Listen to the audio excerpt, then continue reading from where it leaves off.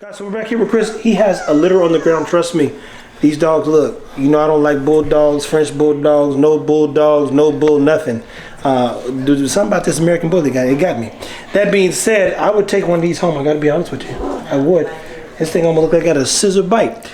Chris, what are some things people should be mindful of when managing care from the first 1 to 14 days? Because I think that's where I get the most messages. Heat. That's the most important thing for food and for them. You know what I'm saying? If they have to be at a regular temperature, you have to regulate their temperature, and you have to regulate the intake of their food temperature-wise, because they can't warm it up. And that's if you're bottle feeding or just in general? When you bottle feed, I mean, obviously the mom's, it's already warm coming out of her body because her core temperature is 100 to 103 degrees, you know what I mean? Yeah. So she has warm milk coming out of her, and the temperature of the milk coming out of her is anywhere from 95 to 100 degrees. And that's the same thing with puppies. They need to be regulated because they can't regulate their own body heat for the first. Some people say 2 weeks, some people say 3 weeks. Yeah. You know, I don't know the real answer. You know what I mean? I've never sat there and every day took the temperature. That might be something we do next time and see what their temperatures look like over 3 litters for 10 to 14 days. So stay tuned, that'd be a good one. And medications, let's say something goes wrong. Aspiration pneumonia, what's another thing that could go wrong with the bulldog? I mean, well, any dog. Yeah, you can get puppy strangles. Strangles, what's that? It's basically a swollen lymph node. It's an auto-inflammatory response to the body. You know, it's an easy fix, just a little bit of liquid prednisone. Because it's just swelling, you know what I mean? Stuff like that, coccidia. You get coccidia quite a bit in young puppies from moms who don't want to, moms that are dirty, you know, their breast teats that are dirty when they go outside. Because a lot of times, if you ever notice when you have a puppy, normally like the first day or two, you'll still see your mom out in the yard digging. Oh. I mean, think about it. And then they just kick that dirt back on their own, you know, teats. Yeah. So then when they come in, they ain't like they can go, you know what I mean? You got to clean them off, because then the mom comes in and boom, the puppy suck on it. And coccidia comes from wild birds. It can come from wild birds. It's really rampant in chickens, you know what I mean? So if you can, you know, clean her. Some people wipe, when the moms come in, they wipe them down with like a wipey. Yeah. I've seen that, and you can just make sure she's clean. You can keep an eye on her, keep her temperature, check her temperature, make sure she doesn't have a fever. Because if she has a fever, she has like, you know, it's called milk fever. She'll get sick, and then they get sick. So that's one thing you have to take into consideration. There's a few things, but your main things are going to be if she's not a good mom. When I say she's not a good mom, she doesn't clean them properly, or she doesn't try to feed them enough, then they start nursing on each other. This one, you know, the boys, you know, they're nursing on the boys is, you know what. So you get coccidia problems, and you can smell it immediately if you know what you're smelling. It smells like wet pennies. Wet pennies? Yeah, it smells like wet pennies. You gotta soak a bag of pennies and just walk around and people, hey, what's it smell like? But wet pennies? It smells like wet pennies, man. And they normally have, you know, their stools normally a little on the whiter side, and their skin, like when you feel the puppy, it's greasy feeling. Yeah. So that's, you know, some of the indicators that something's wrong, you know? And they're not gaining weight. Yeah. You're staying either even or you're going down. So a lot of people, they weigh them every day. Yeah. And the book says that you're supposed to gain, the day they're born, the next day they're going to lose that water weight. So from there on, they should gain weight. Even if it's small, you know, you got to gain every day. I mean, just like a baby, they have to gain every day. And so if you can, a lot of people get a little nervous when they're sucking and they get the bubbles coming out of their nose. I don't even get nervous. Because, I mean, think about it. If you're drinking, right? And you know, you'll stop. To reset and kind of like clear this so you can breathe. They just do this. Yeah. They just spit it out. You know what I mean? So they can take care of themselves more than we think they can. Absolutely. Absolutely. And people, about accidents do happen, so you still want to be precautious. And that goes into identifying what you're dealing with. Good mother, good cleaning, puppies being cognitive or aware. You're breeding 2 dumb dogs, you're going to get some more dumb dogs. Neither here nor there. Is there anything else people should be mindful of? Because again, somebody asked me about, hey, I have a 10-day-old pup. What was it? Maybe 14 days, and there was some blood in the stool. It's not a good thing. Yeah. I mean, I know what it probably is, but it definitely would. I would seek out professional help. You know what I mean? I would imagine that this stool was probably a little jelly-ish. Yeah. Yeah, that's Giardia. So, I mean, that's definitely something. That early? 14 days? Well, so they get it from their mom. Yeah. So more than likely the mom is infested. So there's certain things that can be passed. So Giardia, is that one of those things you should implement before she has pups? Make sure she's got... So there's a, they have a worming regimen. Yeah. That some people do, and it's actually a pretty good one. They use Panicure or Safeguard. It's the same common medication. They do it 2 weeks before the puppies are born. So while you're doing that, you're flushing the mom. So the minute the puppies come into the earth, into the world, she's already cleaned out. They're not getting any roundworms. They're not getting any hookworms. They're not getting any coccidia or Giardia because just using Panicure. Yeah. But The textbook says anywhere. Yeah, the textbook says that you can long enough treatment with that, it does cure it all. Textbook answer. I don't know if it really works, but textbook answer says it does. And it also means it doesn't break the embryonic wall. No. So that's why it's a safe medication to give the mom before the pups come as well.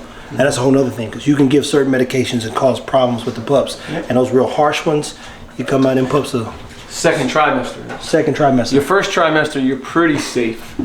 And that's something they have to learn on their own. I'm not going to tell them, but you know, there's a key indicator that first trimester, first month, second month, there's a big difference in medications that they can consume. Huge difference. So make sure you know them ones. Don't just give her Baytril. You don't want to do that. Do not want to do that. Not in the second trimester. I don't recommend it. Doxycycline's another one you can't do in the second trimester. So there's certain medications that are safe, like I said, the first month, but the second month, absolutely not. Food for thought, people. Now again, when we're just talking about managing a litter, I've got a lot of questions. I can't go through all of them or even find some of the ones where I was asked, but there's some people who deal with all kinds of stuff. I got a pup being carried too much by the mother. She's protecting. I got a pup that's pooping blood. I got a pup that's 11 days old throwing up. It could be overeating, or it has a digestive issue, or maybe there's a disconnect. That's around, you know, your abnormal puppies that are kind of messed up. They can last up to about 10 days. And they'll still kill over. Yeah. If they have a digestive problem. Yeah. I mean, not necessarily a digestive problem, but it could be a heart problem. It could be a lot of different things. And it doesn't have to show up the day they're born. It doesn't have to show up 2 days. I mean, we'll just say herpes, canine herpes. I've seen it show up where the puppies were 4 weeks old and then they started keeling over. You know, it doesn't happen immediately, you know what I mean? Mm-hmm. If you have a bad heart, I mean, the dog can last up to 6 weeks old, and when it gets to running really fast, boop, keel over. You know what I mean? So you don't never know. That's why, but I do recommend to people sometimes, if you don't know what really happened, I highly recommend you get a necropsy. So you know. If it's something freaky, like it choked on something and passed away, you understand that. You're not slow. But if you don't have any rhyme or reason why this perfectly healthy looking puppy died, I'd highly recommend a necropsy. And that's important for people who are breeding. Yeah. There you go, people. Now, autopsy, human. Necropsy, dog. Food for thought. People will look. I'm gonna keep that. That right there is pretty clear. I mean, he walked you through quite a few things to be mindful of. I had a lot of questions because y'all asking me a lot of stuff. We try to do our best. I can call Chris anytime, but for the most part, we do a lot of care. Even when you said wiping the nipples, we have a wipe regimen. So anybody who takes Zara out, they come in, everybody wipes the dogs down, feet, paws. Well, it does two things. It does one, it keeps her clean, and it keeps you understanding if she has mastitis. And if you touch them, like you can see if she has milk fever because it's warm to the touch. The boob is like extremely warm, you know what I mean? So that it does more. It's more of a self-check for the dog, for them, you know what I mean? Like, oh, this one's a little engulfed. So even with this thing that you're saying, let me ask you this, and we'll close this out with this. I tell you all the time, a lot of y'all don't know your dogs. And that's because they don't really spend time with them, let alone be hands-on with them. Yeah. And you'll see me, I'll grab them jokers, have them, but I'm always harassing them and stuff from fashion. You go, oh, what happened here? And there's a lot of stuff you don't see under that coat. So I won't say a regular bath, but a bath every 2 weeks if you can. And then if you have dermatitis or skin issues, you might want to get a dog a bath every week, especially if you're not solving the food problems or what's really going on. But just being hands-on with your dog will help you prevent, well, we talked about it, managing symptoms. And what is this? What is a symptom? An inflamed breast is a symptom of something that's coming. Yeah, I tell people, you know, if you ever watched a UFC fight, every time they walk in, they do that. That's what they do. Yeah. And they're not trying to touch the guy. They're trying to make sure that he doesn't have any cuts, he doesn't have any bruises, he doesn't have any broken bones when he squeezes. You know what I mean? Checking his cauliflower ear, make sure it ain't busted. You know what I mean? Now, he's gonna go in and get busted, but what he's doing is a thorough check that the person's okay. It took him, if you ever watch a UFC fight, it took him less than 2 seconds. Wham, wham, wham. You're good to go, sir. Let me see your mouthpiece. You know what I mean? That's what they do, or they have it in their hand. Same thing with a dog. When you walk in there with your dog, if you got the dogs in kennels, check the ears, check the mouth, make sure there's none of them.